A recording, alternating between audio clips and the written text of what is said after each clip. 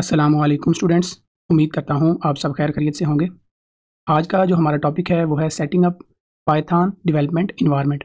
आज हमने Python development environment के जो स्टेप्स हैं उन्हें हमने देखना है और उनके कॉन्सेप्ट्स को समझना है कि बेसिकली हम पाइथन का जो इन्वायरमेंट है वो अपने लैपटॉप के अंदर, अपने पीसी के अंदर हम उसे कैसे बिल्ड करते हैं और कैसे अपना जो कोड है उसे वहाँ पर एग्जीक्यूट करते हैं। तो इसके लिए मैंने 4 स्टेप लिखे हैं। अगर सेटअप के ऊपर कोई क्वेश्चन, शॉर्ट क्वेश्चन पेपर के अंदर आ जाता है तो आपने वही 4 स्टेप्स उनको ही आपने लिखना है। बेसिकली यहाँ पर उन्होंने एक पैरे की शक्ल में यहाँ पर लिखा हुआ है, लेकिन आपने उसे स्टेप्स की फॉर्म के अंदर क्वेश्चन को आंसर करना है ताकि जो एग्ज़ामिनर है उसकी जो विजुअलाइज़ेशन है वो अच्छी बन सके। तो यहाँ पर ये 4 स्टेप मैंने लिखे हैं। पाइथन का जो इन्वायरमेंट है अपने पीसी के अंदर सेटअप करने के लिए इन 4 स्टेप्स को आपने फॉलो करना है। इन स्टेप्स की मैं अंडरस्टैंडिंग आपको दे दूँगा। बाकी जब आपने अपने पीसी के ऊपर पाइथन को इंस्टॉल करना है तो उसके लिए यूट्यूब के ऊपर बेशुमार वीडियोज़ आपको मिल जाएँगी, प्रैक्टिकल वीडियोज़। अगर हम उनको परफ़ॉर्म करेंगे तो ये वीडियो जो है काफ़ी लंबी हो जाएगी।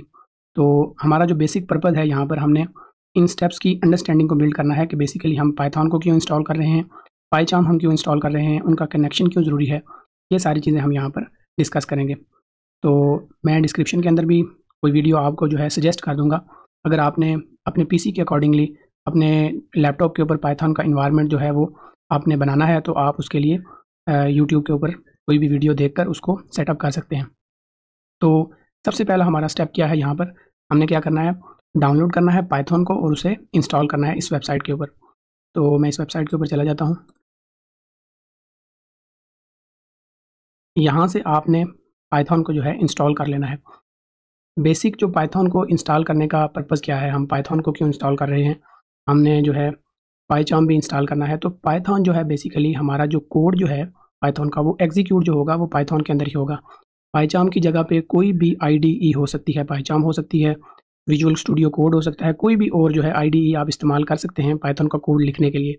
लेकिन जो सबसे पहला स्टेप आपको करना होगा वो क्या होगा, आपने पाइथन को इंस्टॉल करना है, क्योंकि पाइथन ही जो है वो आपकी जो आपका कोड होगा उसको एग्जीक्यूट करेगा, आपकी हाई लेवल लैंग्वेज को आपकी मशीन लैंग्वेज के अंदर जो चीज़ कन्वर्ट करेगी वो पाइथन ही करेगी।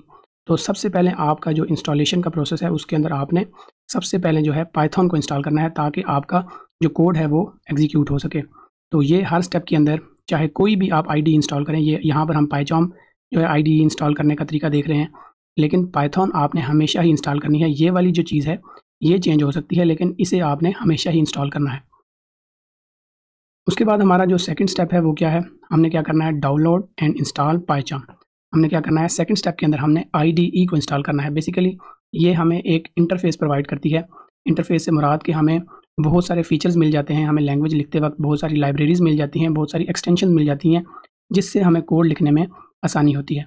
तो ये चेंज भी हो सकती है, इसकी जगह पे विजुअल स्टूडियो कोड भी हो सकता है, कोई और जो आप आईडीई अगर पहले इस्तेमाल करते हैं या आपको कोई और इंटरफेस अच्छा लगता है तो आप इसको चेंज कर सकते हैं। तो हम यहाँ पर जो बुक के अकॉर्डिंगली पढ़ रहे हैं तो वहाँ पर पाइचार्म इंस्टॉलेशन का ही कहा गया है।